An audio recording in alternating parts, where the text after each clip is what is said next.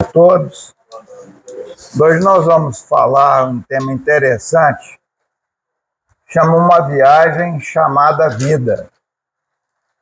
Todos nós, antes de encarnar, assim como para eu ser médico, que era o meu sonho, eu precisei de passar pela escola. Primeiro o jardim, depois o prezinho, o grupo escolar, o colegial, depois a faculdade. E depois a residência, para eu me especializar naquilo que eu queria fazer. Da mesma forma, no plano espiritual, antes da gente encarnar, nós somos preparados para cumprir as nossas missões. E lá nós passamos por escolas, nós temos um aprendizado grande. Nós estudamos, nós estamos nos preparando para reencarnar. Você vai nascer em tal lar, em tal país, você vai nascer desse jeito e desse jeito. Você vai ter aquela pessoa que você não gosta na família e tal, porque temos uma lei de causa e efeito. Então nós fiz um resumo dessa viagem, e nós vamos lendo aqui, eu vou explicando cada parágrafo que eu for lendo. Mas nós estamos lá no plano espiritual, numa escola como essa aqui, antes de encarnar. E muitas vezes, o aborto, o que é o aborto espontâneo? É que aquela criança, aquele espírito, ele recuou diante da prova. Está no livro dos Espíritos. Ele recuou diante da prova. E quando a criança nasce e morre logo depois ao nascimento, aquele espírito ele não tem a consciência do que é a vida aqui na Terra. Ele não tem nenhum conhecimento ainda. Então a morte para ele é um fenômeno que não tem muita importância, mas é uma prova para os pais. Quando às vezes a criança nasce e morre, ou chega aos 9, 8 meses e meio de gravidez e tem uma aborto, a criança morre intraútero. Então nós vamos estudar isso aqui. Essa viagem é muito interessante. Ela tem um começo, nós vamos desenrolando e tem um final. A doutrina espírita nos ensina que antes de nascer, quando aceitamos as provas e expiações que vamos passar aqui na Terra, nos preparamos para uma nova encarnação. Viver a experiência humana, vivenciar pactos entre consciências amigas, colegas na tarefa da evolução. Cada um de nós seleciona através do seu livre-arbítrio as experiências que desejamos viver nesta encarnação. Então, o que é isso? Nós estamos estudando, nos preparando para nos reencarnarmos, para termos a experiência que vamos viver aqui na Terra. As alegrias, as tristezas, que nós sabemos que a felicidade não é deste mundo. Não existe, não, sou extremamente feliz, está mentindo. Não existe a felicidade. Nós temos momentos de felicidade, mas a felicidade plena não existe, não é desse mundo. É da nossa vida que virá. Nós vamos entender isso aqui na frente. Então, nós estamos nos preparando para uma nova reencarnação. O aprendizado que nós vamos ter, pois as leis que regem o nosso universo, elas são naturais e imutáveis. e a estas leis tudo está sujeito. Então é através do nosso estudo, raciocínio e o sofrimento derivado da luta contra as nossas imperfeições e maus hábitos é que o nosso espírito se esclarece e alcança uma maior evolução. Certos, então, do que nos cabe fazer, devemos pôr em ação nosso livre-arbítrio para o bem, procurando fazer com que a luz se faça em nosso espírito, ele tenha consciência de seus erros, imperfeições e maus hábitos, a fim de repará-los e evitar o mal. Então, as leis do universo são naturais e elas não mudam, são imutáveis. São as leis divinas. E a lei de causa e efeito. Nós vamos falar isso aqui muito. Lei de causa e efeito. Se eu fiz alguma coisa para alguém numa outra encarnação, eu vou vir aqui para tentar resgatar.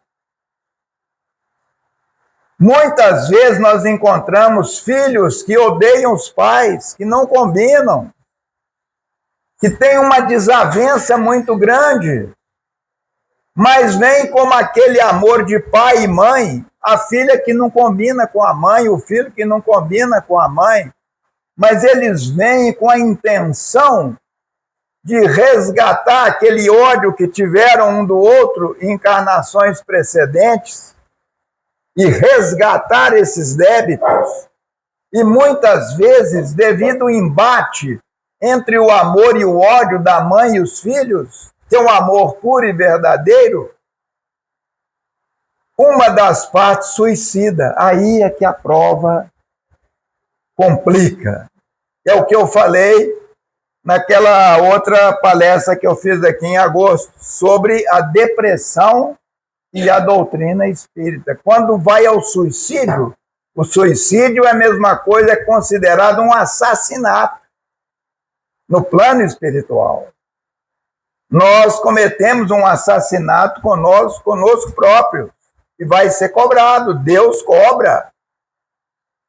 Mas ele não é vingativo, Deus não é vingativo, ele não é punitivo. Deus é justo, Deus nos educa. Mas ele nos educa como através das provas, expiações e sofrimentos.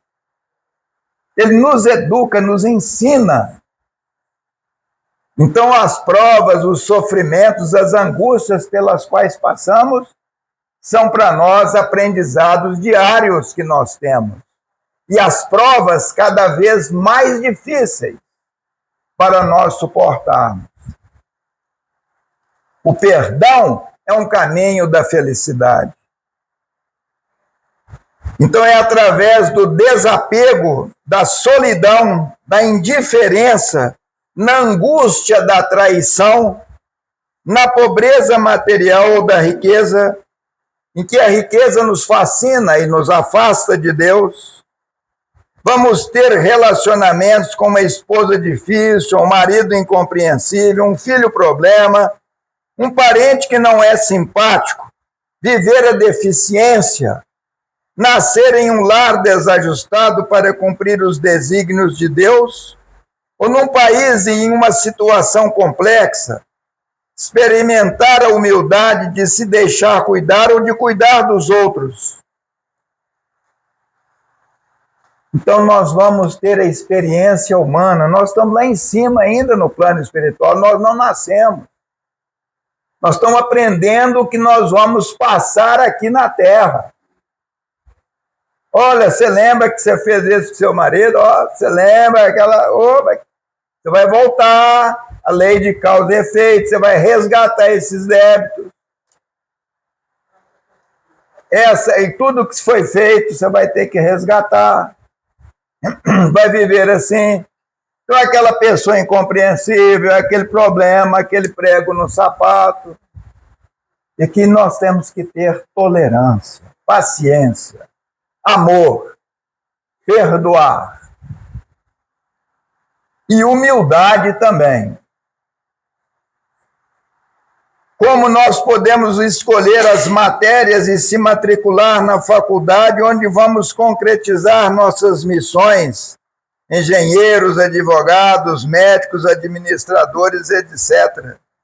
Executar assim cada um o seu papel na sociedade, demonstrando as lições do amor, da sabedoria, da tolerância, da paciência, da prudência, nos instruir mais e servir melhor, amar e perdoar.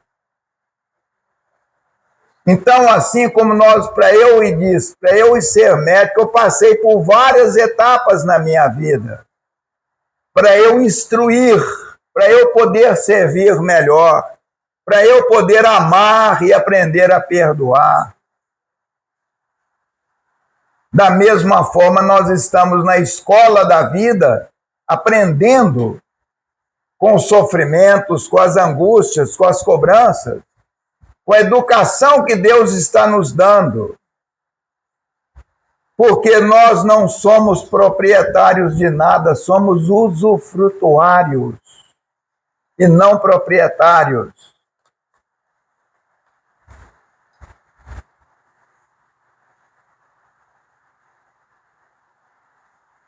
Devemos, então, renunciar aos mais nocivos impulsos do ego. O ego é uma coisa terrível.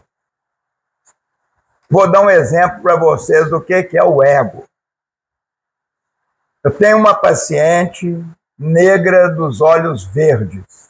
Mulher mais linda que eu já vi na minha vida.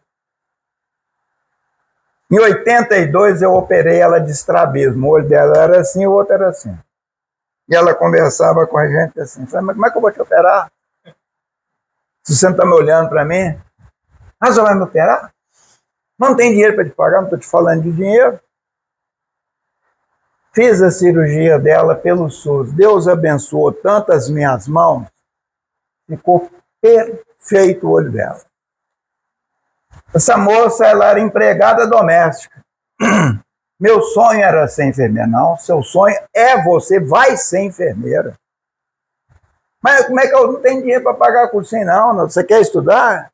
Liguei, consegui uma bolsa de estudo com um grande amigo. Estudou no cursinho, fez o vestibular, passou na primeira turma da medicina da UFA aqui, da enfermagem. Essa moça aposentou agora. Ela é capitã de mar e guerra da Marinha, como um coronel de exército. Veio aqui em Uberlândia, guarda muito educado, documento. Abre o porta-malas. Eu mandei abrir o porta-malas. Não, senhor. Cala a boca e abre o porta-malas. É porque meu carro não tem aquele negocinho que abre lá por dentro, não tem um botãozinho, meu carro é de pobre. Foi lá, abriu o porta-malas. Olhou, tá. Vai embora. Obrigado. Obrigado. Entrou dentro do carro, foi embora. Cada um de nós, se eu tivesse uma autoridade, olha só, você está falando aqui, cala a boca você, rapaz. Você está preso e pronto, e acabou. Ela podia fazer isso. O cara ia preso. Ela renunciou ao ego.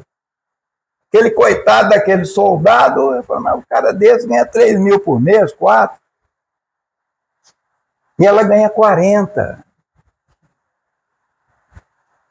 Então, ela renunciou a uma atitude que ela poderia chegar e dar uma carteirada. Não, só está falando com a capitã de Marigué. Quantos sentidos? Você está preso. E aí, vai falar o quê? Então, isso que nós precisamos de fazer. Renunciar aos mais nocivos impulsos do ego. Então, meus irmãos, nós estamos lá no plano espiritual, nos preparando para nascer.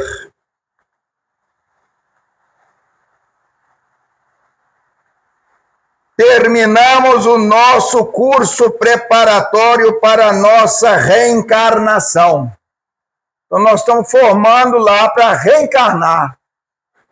Agora nós vamos reencarnar. Então, estamos cientes, conscientes, bem informados de nossa missão entre os humanos. Estamos preparados para nascer. E nascemos. É um momento traumático para o espírito, pois no momento do nascimento o choro forte e copioso. Por que a criança chora quando nasce? Quem é que sabe me explicar isso aí? Por quê? Por quê? Está no livro dos Espíritos essa resposta. Por quê? Ah, que beleza! Olha que gracinha! Ele chorou, tal. O pediatra, é 10 e não sei o quê, vai ser muito inteligente, bababá. Ele expandiu bem o pulmão, respirou. Tem essa parte fisiológica. Mas o porquê que a criança chora quando nasce? Ele saiu da liberdade e entrou na escravidão do corpo. É um momento traumático para o espírito. É um momento traumático.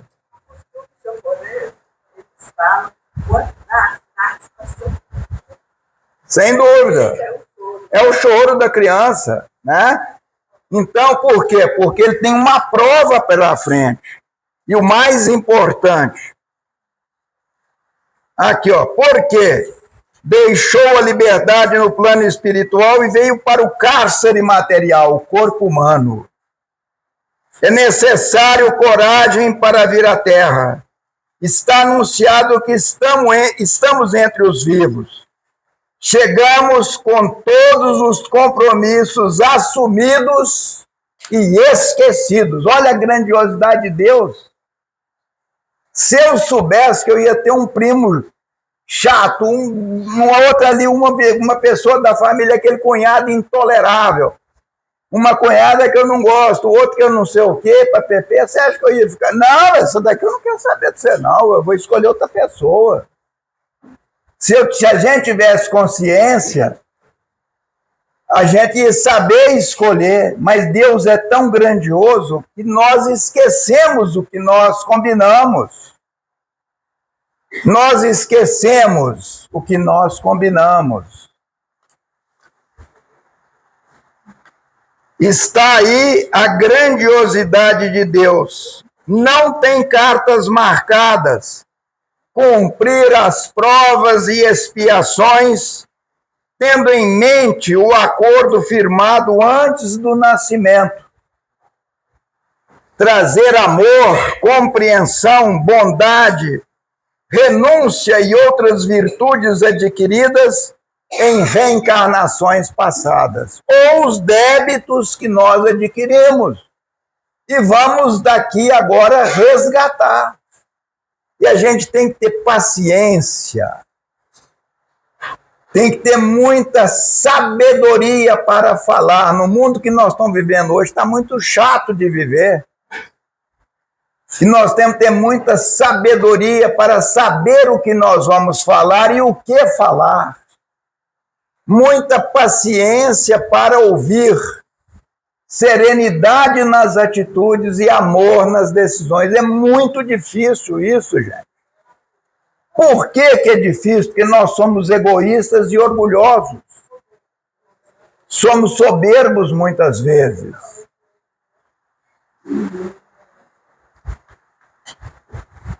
Reencarnações passadas ou a dívidas e débitos adquiridos em encarnações passadas.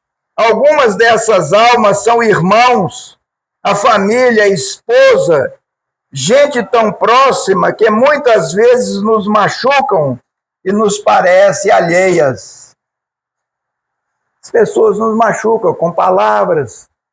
Você fala, pô, mas não é possível que essa pessoa da minha família falar isso para mim? Muitas vezes acontece isso. Julgamentos.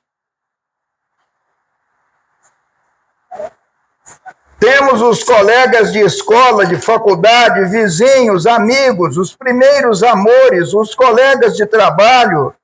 São experiências materiais que põem muitas vezes em teste o nosso amor próprio. Mas o orgulho e a vaidade, por outro lado, retarda a nossa evolução. O orgulho, a vaidade, o materialismo. Eu tenho, eu compro, eu faço, eu posso. Eu mando, eu sou odiado e detestado.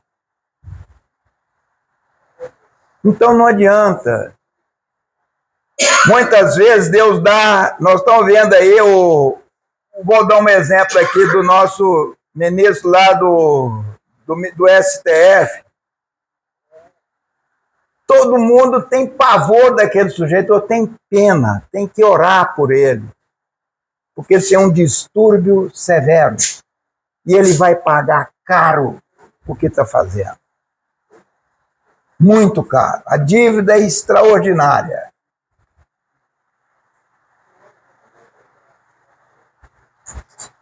Conforme assumimos antes de nascer, encontramos de adultos, por acaso, e nós encontramos de adultos, por acaso, pessoas que nunca tivemos vistos e temos uma afinidade que não tem explicação.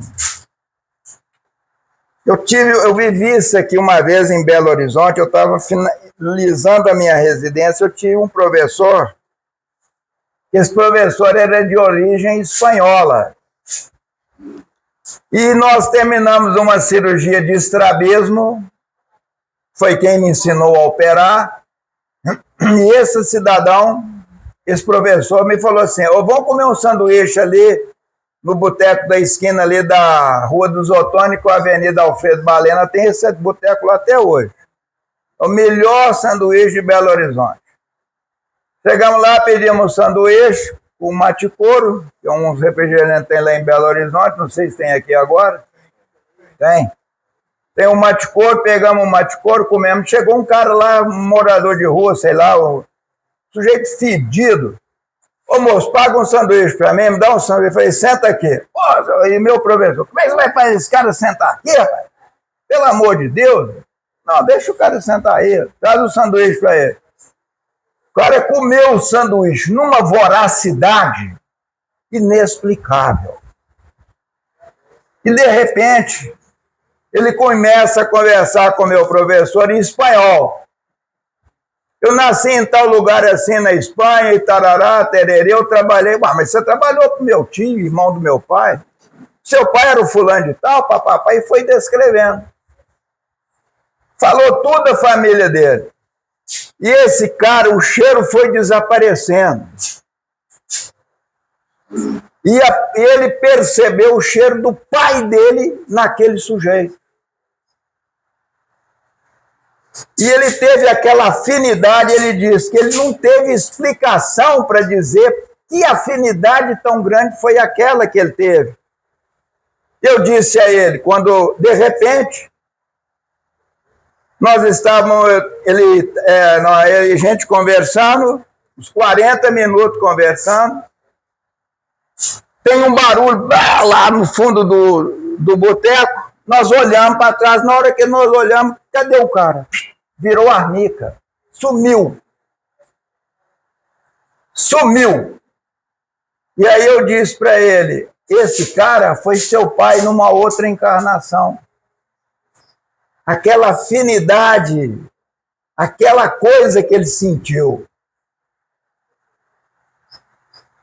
Não tem explicação. A gente encontra pessoas, você fala, mas parece que eu te conheço há 200 anos, tal, mas é aquela afinidade, pode estar ali um parente.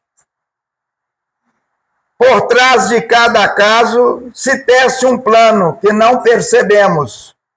Com alguns mal relacionamos. Muitas vezes encontramos pessoas que nos parecem que a conhecemos há muito tempo e temos uma grande simpatia com tais pessoas. Pode estar ali um pai, uma mãe, um irmão carnal de outra encarnação. Passamos por situações em que um médico desconhecido nos atende num acidente, nos ajuda, nos dá atenção e carinho naquele momento difícil. Convivemos com vizinhos difíceis, insolentes, inconvenientes, mas que nos ensinam a ser tolerantes, pacientes, prudentes. É isso que eu disse. Nós temos, então, essas situações que nós vivemos no dia a dia, dessa simpatia, da mesma forma o contrário. Você conversa, mas que antipatia que eu tive dessa pessoa, que pessoa insolente, imprudente, que pessoa esquisita. Não, Meu santo não foi com dele. Isso acontece com todos nós.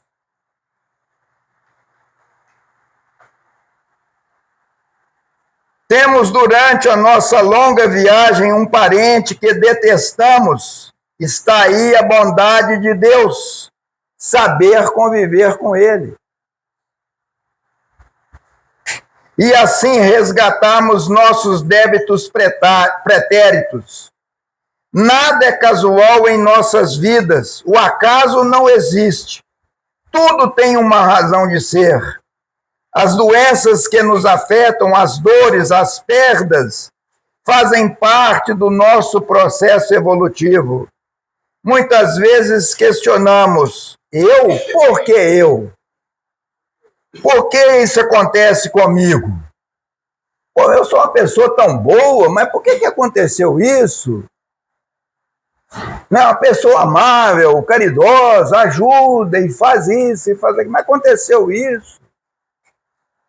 Por que aconteceu? Tem uma razão de ser. É o resgate. Ela está sendo educada. Deus nos educa através das provas e das expiações, dos sofrimentos, das angústias pelas quais nós passamos. Deus tem seus propósitos, somente Ele sabe o porquê. Deus é que sabe, nós não sabemos. Nessas ocasiões, temos as provas e sofrimentos, tudo de acordo com a permissão de Deus, teste de nossa fé. Eu tive 2 tios que moraram com minha mãe durante 31 anos, um cego e outro paralítico. O cego, se você chegasse e desse uma camisa de linho do Egito para ele, ele chorava, cheirava, rasgava e jogava fora. Ele era cego, totalmente. Mas se você pegasse uma túnica lá do 36º Batalhão de Infantaria do Exército, usada, ia jogar fora do soldado ou dos militares lá, e desse para ele, ele cheirava e ria, passava a mão nos botões assim, ó, passava a mãozinha aqui para ver se tinha alguma coisa, passava aqui, olhava se tinha alguma medalha e ria. O outro era paralítico, surdo e mudo. Irmãos da minha mãe.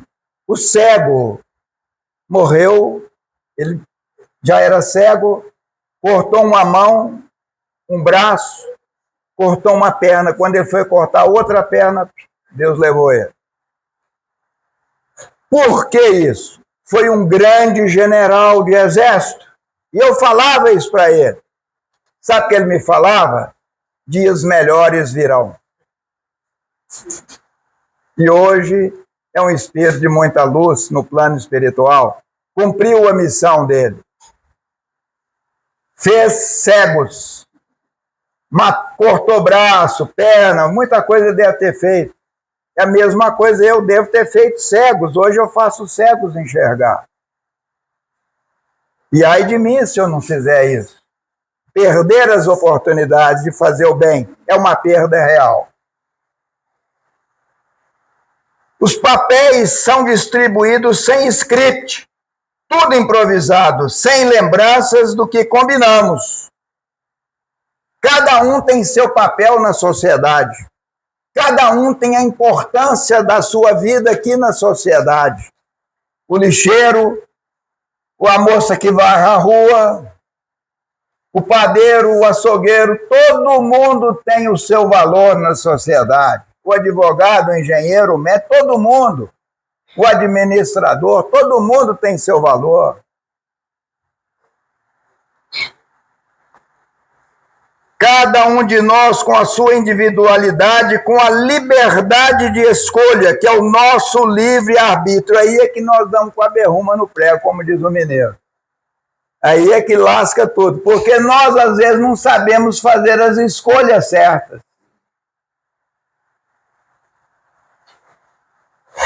Né? Eu tinha uma namorada, eu lembrei disso aqui agora, que a minha mãe chegou e eu gostava da diaba da menina. Minha mãe chega para mim, meu filho, essa moça não gosta do Nilo, essa pessoa aqui, ó. Ela está interessada no título, doutor, futuro doutor. Falei, mamãe, é possível aí. Aí eu falei, eu não sou tão burro, né? Joguei verde com limadora, no dia seguinte eu falei, tchau para você, felicidade, sucesso, siga em frente. Hoje eu estou com a minha mulher, tem quase 50 anos já, 44 de casado com 5 e 8 meses de namoro. Eu fiz a escolha certa. Meu irmão também. 48. Então, nosso livre-arbítrio é uma coisa terrível que nós temos que prestar atenção e saber usar esse livre-arbítrio para o bem. Para o bem. Onde construímos a nossa narrativa e ações, apreendendo a cada dia novos desafios, onde as responsabilidades e provas a cada dia mais difíceis. Perguntamos, por que esse chefe ou companheiro exigente e arrogante, crítico e perfeccionista, sem respeito muitas vezes, nos sentimos fracos para enfrentarmos tais obstáculos. Tentamos desistir, mas não.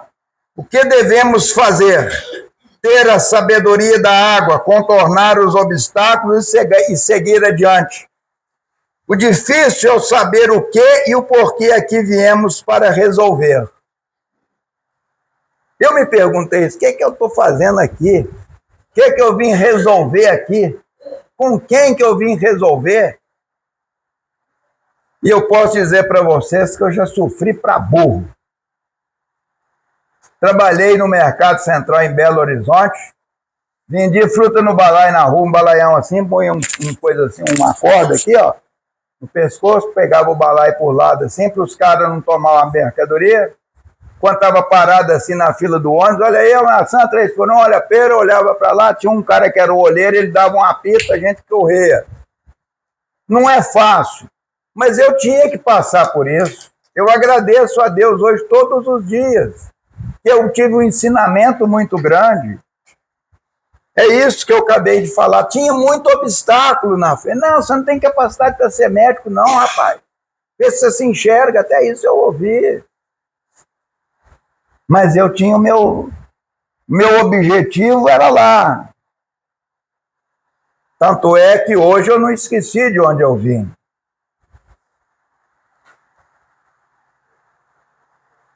O difícil é saber e o porquê aqui viemos e para resolver com cada pessoa que convivemos. Mas a nossa alma tem a consciência de tudo isso. Surgem durante a nossa jornada intuições que temos, mas muitas vezes não damos crédito a elas e nos damos mal. Certa vez, eu falei com meu amigo assim, falou, não, vamos no congresso lá em Belo Horizonte, rapaz. O laboratório fulano de tal vai dar passagem para nós. Falei, não, não vou não. Eu acho que não vai dar certo. Eu não quero ir não. Então, o cara chegou aqui a passagem, ó, mas você vai, vou te fazer isso, mas você tem que receitar tais e tais medicamentos. Eu falei, não, muito obrigado. Tchau para levar, não vou não. Eu já estava com aquela intuição de não ir. No dia que Uberlândia, que era o dia da viagem, deu uma tempestade, uma ventania, o aeroporto fechou, todos os voos cancelados. Eu não fui. Meu colega pegou um ônibus, que a coisa foi até Uberaba, pegou um avião em Uberaba e foi. Ele participou. Então, e depois ele falou para mim, aconteceu isso, então ainda bem que eu não fui. Porque nós temos que respeitar as nossas intuições, que são aquele grupo de espíritos que nos envolvem, que aqueles espíritos que nos querem o bem. o nosso anjo da guarda que nos orienta e nos dá o caminho que a gente tem que seguir. Então vamos obedecer às nossas intuições. Não é para fazer isso, não faça. Eu já deixei de viajar por causa disso. Meus meninos pularam dessa altura e minha mulher, eu falei, mas não vou. Não estou querendo ir, não vou. Isso que nós precisamos de ter. Às vezes as intuições nos mostram o que devemos aceitar e permanecer em um ou tal grupo. Suportar provas que concordamos. Seguir adiante. Deus nos dá as sementes. A escolha é livre. Escolher as melhores, pois a colheita é obrigatória. Se nós escolhermos as sementes erradas, nós vamos colher errado. Nós, se plantarmos joio, nós vamos colher joio, não vamos colher trigo, não. Por isso, enquanto estivermos neste uniforme de carne, que é o nosso corpo físico, viemos aqui em busca de aprimoramento moral e espiritual. A nossa consciência é o nosso juiz. Todos nós temos a consciência do que é certo e errado, o que é bom e o que é mal. Mas a causa dos conflitos entre as nações e as pessoas não são devidas à distinção entre o bem e o mal, o certo e o errado. Todos temos consciência disso, mas é o embate entre o conhecimento e a ignorância. É o que nós estamos vendo no mundo hoje, tantas guerras. O pessoal do Hamas lá no Israel matar 50 crianças degoladas, que estupidez. Eles têm a ignorância e os judeus, mais ainda, eu acho, né, que não vale a pena, não justifica matar o outro, mas é vingança. O judeu é vingativo. Cada um de nós tem a sua individualidade, sua experiência pessoal, não comparável a ninguém. Por isso que nós temos o DNA. Cada um tem a sua personalidade, o seu jeito de ser, a maneira de ser. Um é sereno, outro é calmo, outro é explosivo, outro é educado, outro não é. Cada um tem a sua individualidade.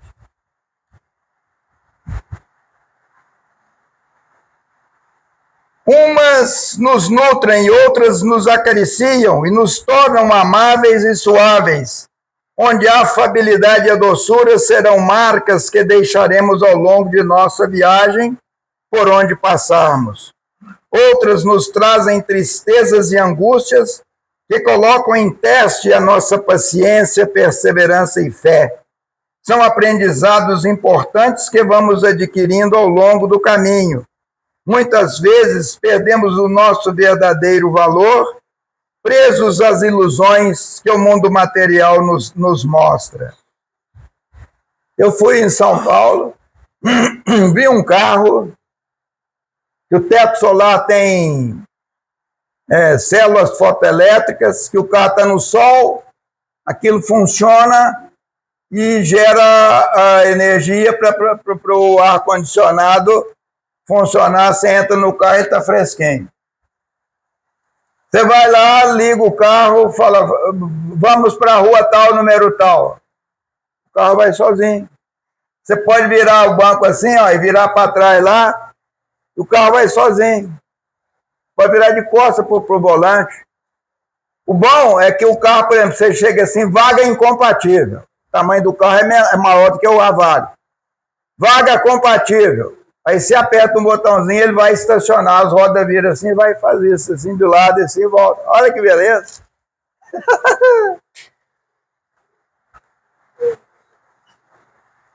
O mundo material é fascinante. Quando deixamos escapar a nossa verdadeira felicidade, procuremos trilhar um caminho espiritual desafiando valores e nos desapegando de coisas materiais, pois o que levaremos são apenas os nossos compromissos cumpridos e a nossa evolução moral e espiritual. É isso que nós vamos levar daqui. O que você possui? Eu possui uma casa, uma fazenda, não possui nada. Nem o corpo é seu. Chama a sua senha, você vai embora. Acabou. Não tem ninguém é proprietário, nós somos usufrutuários. Nós não somos proprietários de nada. Nossa evolução moral e espiritual, buscando a companhia de bons viajantes, com ideias semelhantes, sabendo que com o tempo e paciência, ajudaremos a mudar a consciência daqueles com os quais convivemos. O bem, o livre-arbítrio para o bem, o perdão é o caminho da felicidade, amar e perdoar. Eu disse uma frase para vocês na outra palestra, tem mais beleza o amor que surge das cinzas do ódio. As pessoas que não perdoam são doentes. Estão sempre nos médicos, sente dor aqui, dor ali. Então o amor tem mais beleza o amor que surge das cinzas do ódio. E uma outra coisa que a gente precisa de aprender, que a paz que você procura está no silêncio que você não faz. O silêncio é uma prece. O silêncio é uma prece. Mudar a consciência daqueles com os quais convivemos. As circunstâncias vividas deixam-nos alguns presentes e vão embora. Procuremos desfrutar de tudo sem possuir nada.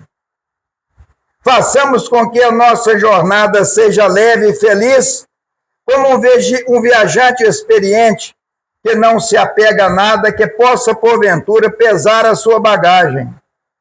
Viver não é fácil, mas com a arte do saber viver, vencemos. Então nós temos que ter desapego das coisas materiais. Tem pessoas que são acumuladoras, gosta de tranqueirada, de coisa velha, desapega daquilo, não vai levar nada. Não adianta, montoeira. Para quê? Vai pesar a bagagem. E depois chega lá. Eu tive uma experiência em Pedro Leopoldo, no Centro Espírita Bezerra de Menezes, lá na Avenida Cauê, onde o Chico começou os trabalhos dele. Eu nasci lá em Pedro Leopoldo. O espírito do Oswaldo Araújo, que era dono do Banco Mercantil do Brasil, que é o único banco que nenhum outro banco encampou ele. Por quê? Porque é o único banco no Brasil que tem lastro em ouro. É o único banco no Brasil que tem lastro. E ele chegou lá, cadê meu ouro? Cadê meu ouro? Cadê meu ouro? Meu ouro? Onde que tá? Onde que tá? Aí, meu irmão, você não é desse mundo mais. Você usufruiu do ouro. Você não possuía nada. Hoje você está num outro plano, numa outra dimensão. O desespero é o peso da bagagem. Viver não é fácil, mas com a arte do saber viver, vencemos. Passamos, então, pela infância, pela juventude, pela adolescência, maturidade e a senilidade, onde nos tornamos mais sábios, ouvimos com serenidade, respondemos com sabedoria, aprendemos a ter amor em nossas decisões. Chega, então, o momento em que a nossa senha é anunciada. Vamos retornar à nossa verdadeira vida, um novo recomeço, onde as ilusões terrenas não existem, onde o amor prevalece que é a nossa moeda. Então, é o momento que a pessoa está desencarnando.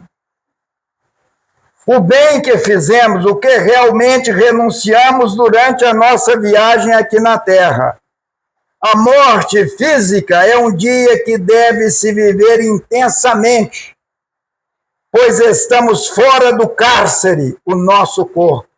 A liberdade voltou. A felicidade é grande. Aos que ficam, choram. Lembram do quando a criança nasce? Todo mundo chora. Nos países nórdicos, na Finlândia, na Suécia, na Suíça, na Noruega, no Japão, quando a pessoa morre, eles fazem uma festa. Por quê? Porque eles têm a consciência que aquela pessoa cumpriu a missão, ele está feliz. Ele está feliz. Porque ele desencarcerou, ele voltou para a verdadeira liberdade, o plano espiritual. E aí é que vem agora, ó. Lembram quando nasci, todos sorriam com meu choro copioso. Hoje estou sorrindo, feliz, missão cumprida. Cada um com os seus méritos ou débitos alcançados durante a nossa viagem. Então vamos aproveitar essa encarnação para não ter mágoa, não ter ódio, perdoar e fazer o bem, usar o nosso livre-arbítrio para o bem, ajudar, auxiliar, beneficiar. Às vezes uma palavra que você fala ajuda uma pessoa.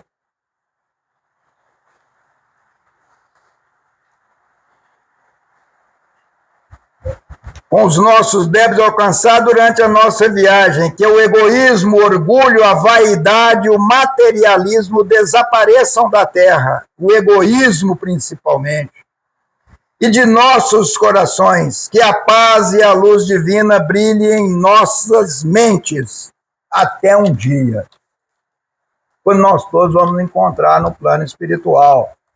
Então essa é uma viagem que nós vamos chamar da vida.